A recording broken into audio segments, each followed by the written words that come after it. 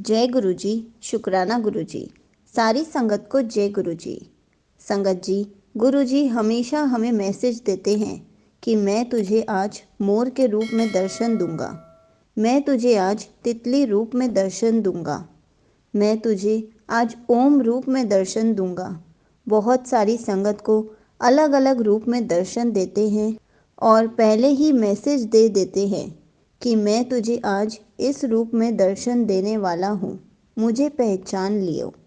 ऐसे ही एक आंटी जी का सत्संग सुनते हैं जिनको यही मैसेज मिला था और उन्होंने गुरु जी को कैसे पहचाना। तो चलिए आंटी जी का सत्संग सुनते हैं।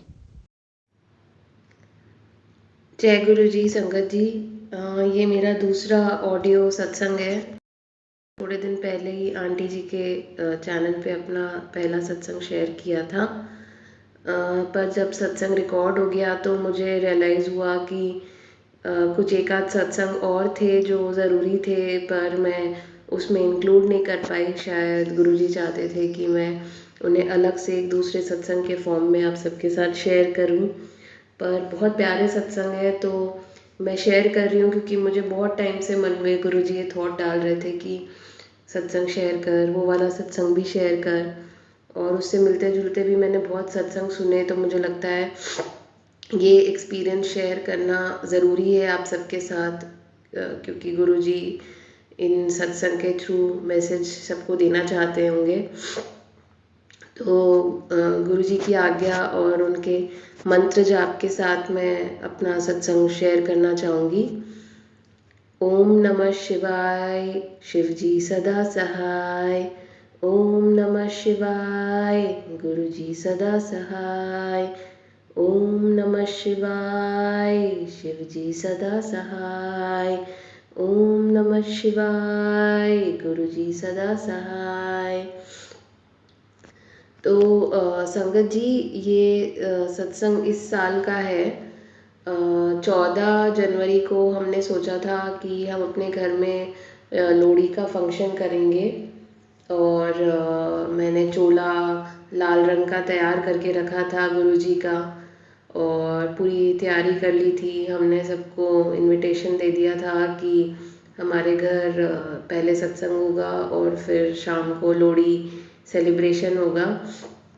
मैं काफ़ी एक्साइटेड थी। वैसे मैं दिल्ली में रहती हूँ, पर मैं अपनी मदर के घर आई थी सेलिब्रेशन के लिए। पर वक्त ऐसा फिरा कि हमारे क्लोज़ फैमिली फ्रेंड हैं, उनमें वो अंकल जी गुज़र गए, और बाय चांस ऐसा हुआ कि लोहड़ी वाले दिन ही उनका चौथा था। अब माहौल ऐसा था कि वैसे वो हमारे फैमिली के नहीं है, पर वो इतने क्लोज़ फ्रेंड्स हैं कि वो फैमिली की तरह ही हैं। और उस वक्त मौका ऐसा नहीं था कि हम सेलिब्रेशन करें या घर में कोई भी त्योहार मनाएं। तो मैंने ही बोला कि हम लोहड़ी वाला जो फंक्शन है घर पे आपस में छोटा सा कर लेंगे, और जो सत्संग है हम थोड़े दिन बाद कर लेंगे। तो और मेरे पता नहीं अंदर से ही गुरुजी ने कोई थॉट डाला होगा कि चौथे का जो भी तेरे बंदोबस्त है वो मैं करूं। मन में आया कि मैं सेवा करूं, वहाँ पे जो भी पूरा प्रबंध होगा वो मैं करूं। तो आंटी जी को मैंने बोला कि आंटी आप चिंता मत करो, आपके घर में ऐसा माहौल तो है नहीं कि आप बंदोबस्त कर पाओ। तो मैं वहाँ पे जो भी बंदोबस्त था मैंने उसकी तैयारी शुरू कर दी। तो हुआ ऐसा कि क्योंकि जिस दिन उनका चौथा था, हमने सोचा कि वहाँ पे अंकल जो गुज़र गए हैं उनकी फ़ोटो लगाने के लिए कोई एक हमें स्टैंड चाहिए होगा। तो मैं दुकान में ना सामान लेने गई, और उसके कुछ दिन पहले ही मुझे गुरुजी का मैसेज आ रहा था कि मैं तुझे मूल रूप में दर्शन दूंगा। और मैं सोच रही हूँ कि मैं तो अभी दिल्ली में हूँ नहीं, जहाँ पे मैं दिल्ली में रहती हूँ वहाँ पे हमारे घर के आसपास बहुत मोर दिखते रहते हैं। तो मैं सोच रही हूँ मैं तो अभी बहुत दूर हूँ इस इलाके में, मोर कहाँ से आएंगे। तो मैं जिस दिन वो अंकल जी की फ़ोटो रखने के लिए स्टैंड लेने गई, वहाँ मेरी नज़र पड़ी दो शोपीस वाले मोरों पर। मैंने बोला बड़े सुंदर मोर है। और इस बार जो हमारे घर में सत्संग होना था तो मैंने थीम मोर के अराउंड रखी थी कि वैसे ही कलर्स, वैसे ही शो पीस। तो मैं देख रही हूँ, मैं उन मोरों को देख रही हूँ, मुझे अरे वाह ये भी मोर है, सत्संग के लिए तो ये अच्छे होते।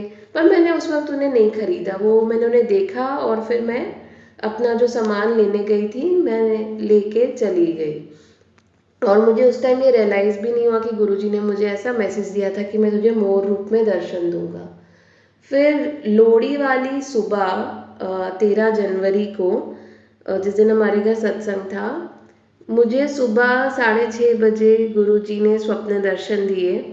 क्योंकि कहीं ना कहीं जो हमने सत्संग आगे पुश कर दिया था, ऐसा कुछ मलाल नहीं था कि अरे नहीं कर पाए या कुछ, पर एक मन में था कि घर पे एक मौका था, गुरुजी आने वाले थे, आज वो नहीं हो पाया।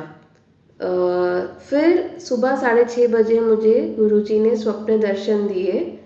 उन्होंने एक लाल रंग का ही चोला पहना हुआ था, जैसे मंक होते हैं बुद्धिस्ट मंक, उस तरह का चोला था।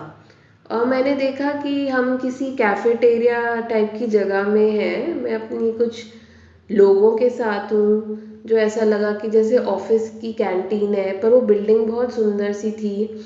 और दूर से मुझे गुरुजी चलते हुए जाते हुए दिख रहे हैं और मैं भाग के जाती हूँ और मैं जल्दी से उनके पैर छू के ब्लेसिंग ले लेती हूँ और वो अपना हाथ मेरे सर पे रख के मुझे ब्लेस कर देते हैं।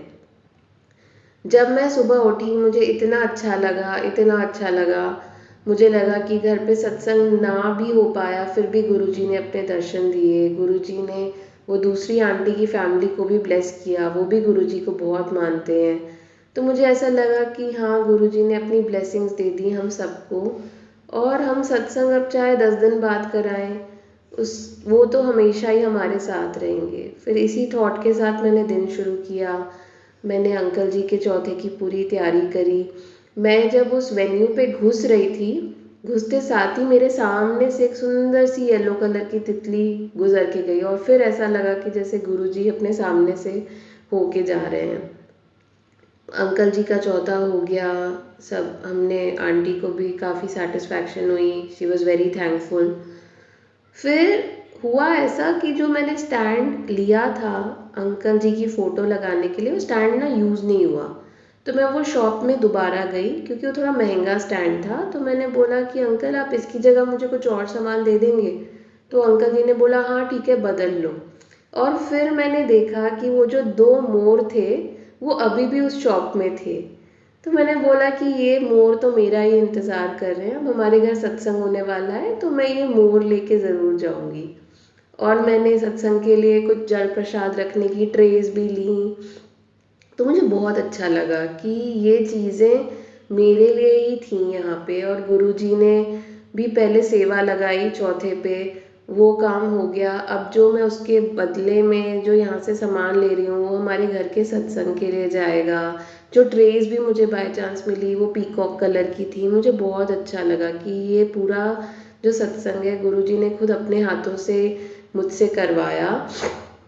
और फिर जब मैंने वो मोर देखे तब मुझे रियलाइज़ हुआ अरे ये तो वही मैसेज था जो गुरुजी ने भेजा था कि मैं तेरे घर मोर स्वरूप में दर्शन दूंगा। तो वो मोर मेरे घर सत्संग पे जब हमने किया तब मैंने उनके स्वरूप के सामने ही सजाए। और फिर लगा अरे गुरुजी तो ऐसे मैसेज देते हैं और ऐसे सारी गुत्थियाँ अपने आप सॉल्व हो जाती हैं। तो जय गुरुजी, अपने दर्शन हमें देते रहिए, अपना आशीर्वाद हमें देते रहिए, हमें संकेत देते रहिए कि आप आसपास हैं। हमें पता है कि आप हमारे आसपास हैं, पर जब आप कोई और विजिबल साइंस देते हैं तो और यकीन बढ़ जाता है कि हाँ गुरुजी तो हैं ही हमारे साथ। तो जय गुरुजी, शुक्राना गुरुजी, अनंतम अनंतम शुक्राना।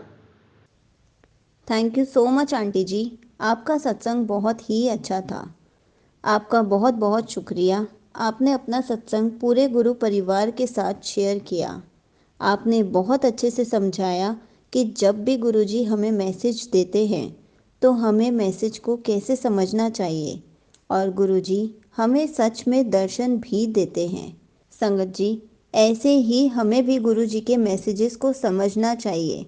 गुरुजी हमें आंसर्स देते हैं, हमें दर्शन देते हैं। हमें बहुत सारे आंसर्स पोस्ट और वीडियो के थ्रू ही मिल जाते हैं। हम सबके सत्संग सुनते हैं, हमें उसमें भी आंसर्स मिल जाते हैं। इसलिए हमेशा कहा जाता है सत्संग पूरा सुनना चाहिए। कभी भी सत्संग को आधा नहीं छोड़ना चाहिए, क्योंकि सत्संग सुनने से भी हमें ब्लेसिंग्स मिलती हैं। जय गुरु जी। शुक्राना गुरु जी।